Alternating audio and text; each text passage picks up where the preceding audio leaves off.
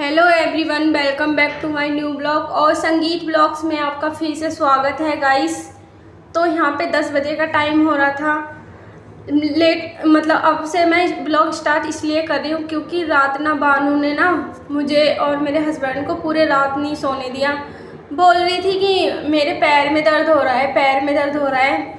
मैंने बोला, दूध भी पिलाने की कोशिश करी, उसने दूध भी नहीं पिया और मुझे बहुत तेज़ नींद आ रही थी बहुत। फिर मैंने उसको देखा और देखने के बाद फिर उसके लिए मैंने कार्टून चला दिया मेरे हस्बैंड ने, और फिर मैं तो सो गई थी। और फिर बाद में मेरे हस्बैंड ने उसे दूध पिलाया और दूध पिला के उसे फिर नींद आने लगी, फिर वो सो गई, मतलब सो गई थी। फिर हम भी सो गए थे, फिर मन नहीं कर रहा था उठने का बिल्कुल भी।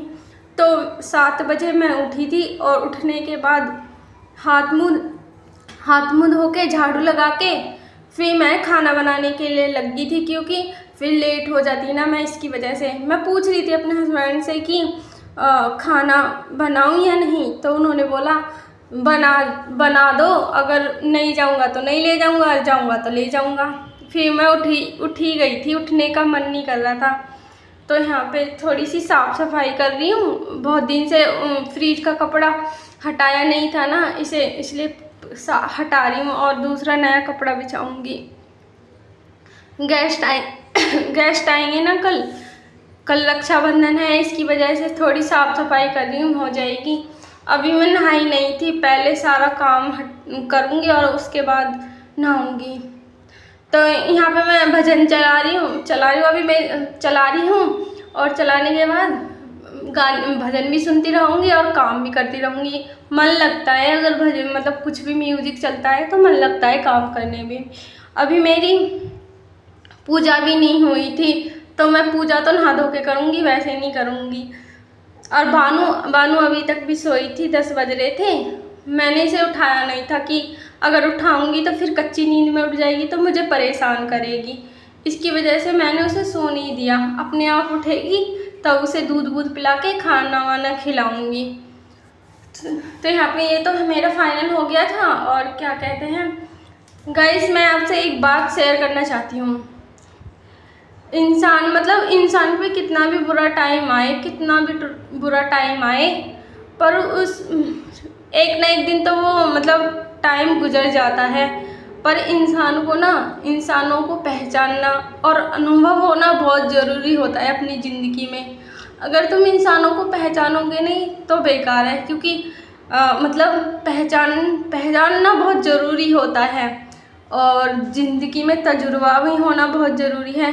मैं 25 साल की हूँ और 25 साल की मुझे ना बहुत अनुभव है। इतना नहीं है कि बहुत ज़्यादा है, लेकिन मैं अपना अच्छा बुरा जानती हूँ, मुझे इस बात का अनुभव है। और मैं अपनी बेटी के लिए क्या अच्छा कर सकती हूँ, क्या है उसके लिए सही और क्या नहीं है उसके लिए सही, ये सब पता है मुझे।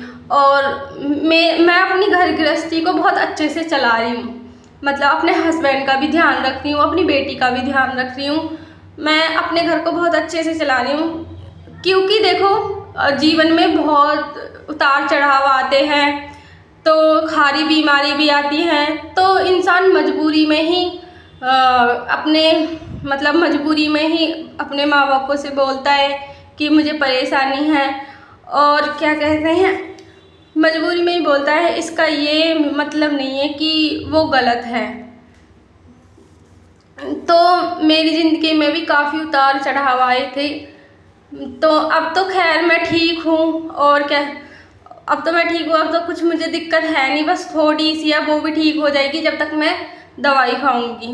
पर इंसान को अनुभव होना बहुत ज़रूरी है। अनुभव तो मुझे भी है, मैं बातों को अच्छे से समझती हूँ।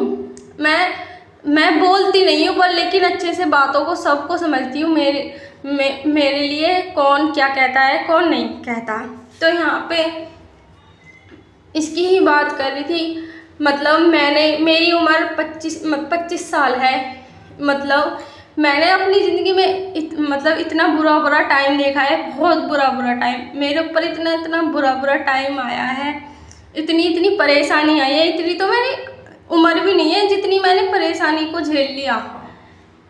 मतलब इतने दुखों को झेला है मैंने, इतनी मेरी उम्र भी नहीं है। तो फिर कोई नहीं, दिन है तो रात, मतलब रात है तो दिन भी आता है। सबकी ज़िंदगी में बुरा टाइम आता है, मेरी ज़िंदगी में भी बुरा टाइम आया था। मतलब भगवान ने सही किया, बुरा टाइम आएगा। अगर हमारे पास खुशियाँ रहेंगी तो दुख भी तो आएंगे ही। इसकी वजह से अब मैं कुछ टेंशन वेंशन लेती नहीं हूँ, ना मेरे दिमाग में कुछ बातें चलती। दवाई का असर हो रहा है, और उन डॉक्टर जिससे मेरा इलाज चल रहा है, उन डॉक्टरों ने ये कहा है कि तुम अच्छे से ठीक हो जाओगी, पर हिम्मत मत हारना। मैंने कभी हिम्मत नहीं हारी। तो यहाँ पे चलिए बढ़ते हैं आगे ब्लॉग में। गाइस, अगर आपको मेरा ब्लॉग वीडियो अच्छे लगे तो please like and comment subscribe करना। मुझे कमेंट ज़रूर करना, क्योंकि मुझे पता चल जाएगा मेरे ब्लॉग आपको अच्छे लग रहे हैं या नहीं लग रहे हैं। मैं फिर उनको मतलब और अच्छा बेहतर करने की कोशिश करूँगी। मतलब जो आपको अच्छा लगेगा वो पार्ट मतलब बहुत और अच्छा करूँगी। इसका मतलब यही मैं बहुत अच्छा करूँगी। तो यहाँ पे मैं नहाई नहीं थी, भूख लग रही थी बहुत तेज़। 11 बज गए थे, और 11 बजने के बाद मैंने बनाई थी ना खाने में भिंडी बनाई थी, दही लिया, सलाद लिया, और खा के फिर मैं ना कपड़े धोऊंगी। और धोने के बाद यहाँ पे मैंने कपड़े तो धो लिए थे अपने सारे।